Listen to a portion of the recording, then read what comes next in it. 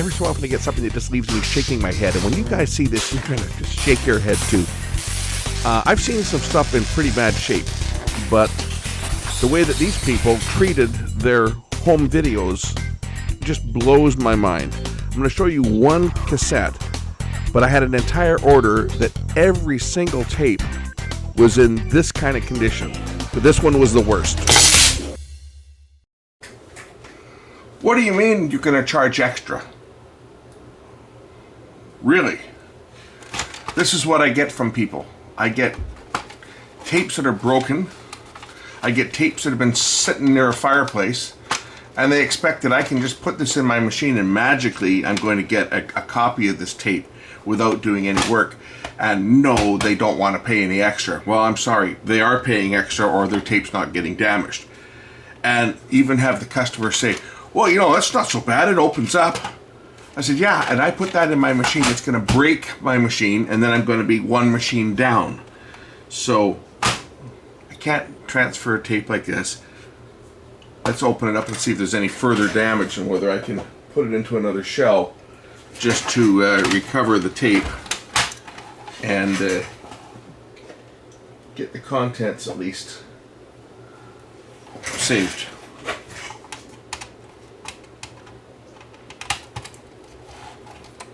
In this case, I got an entire box of tapes to transfer, and several of them are in this condition. One of them, the lid wouldn't even open on. But it should be straightforward enough just to swap the reels over, providing that the plastic spools themselves are not beyond repair.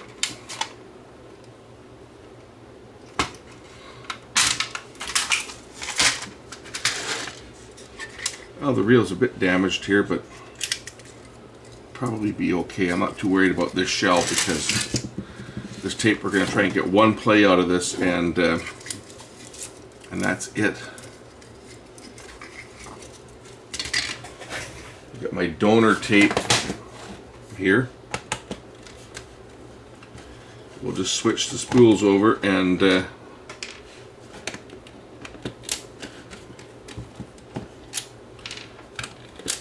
see if it'll play. And no, it's not going in my HRS 9911. No way.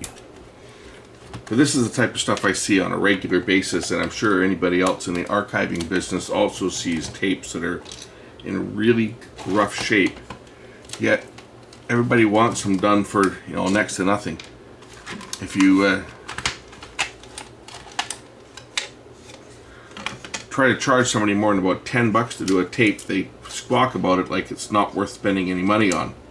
Now this is their family memories that are on here, and they don't want to spend any money to get them recovered or transferred to digital. They seem to think that this is you know, it's almost a hassle for them to do it. Don't understand the logic.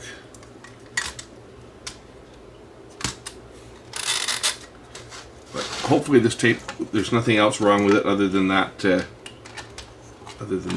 damaged shell, and I can just drop this other shell onto it and copy it and be done with it. But anyway, that's what we get to deal with in the archiving and tape recovery business. And worse, I've had tapes which were, you know, that have been broken or stretched, or I haven't run into any moldy tapes yet, though I understand that's an issue for some areas because of humidity. I haven't run into any moldy tapes that have been a problem yet, but I guess someday I'll see one. But I tend to see a lot more tapes like this with the physical shell broken.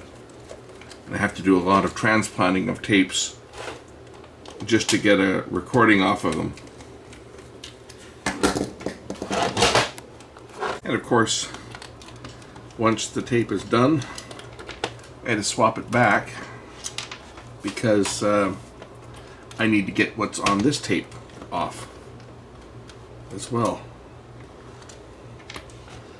Because you don't think I'm going to actually use one of my good tapes for this, right?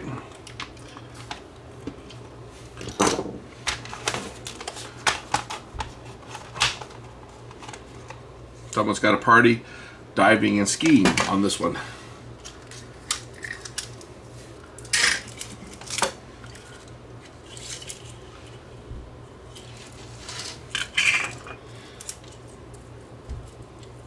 So now the original tape back into the damaged shell.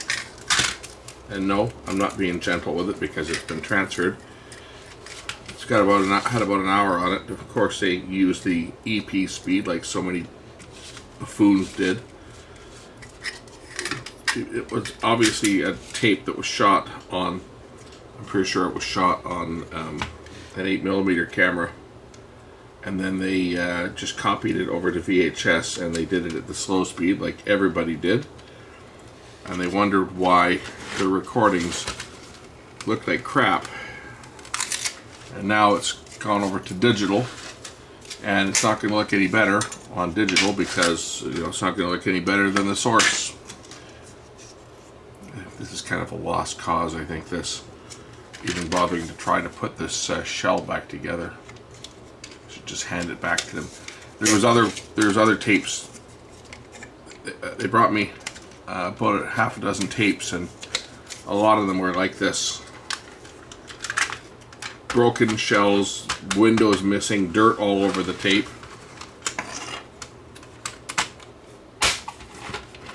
Melted shells. Shells with lids snapped off them, so I mean it was it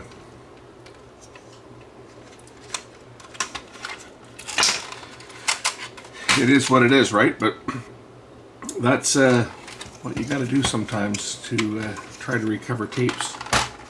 And you certainly don't make any money doing this when you have to spend more time taking the cassette apart to re-spool the tape because someone hasn't looked after their tapes. Anyway, that's my rant on this. Thanks for watching.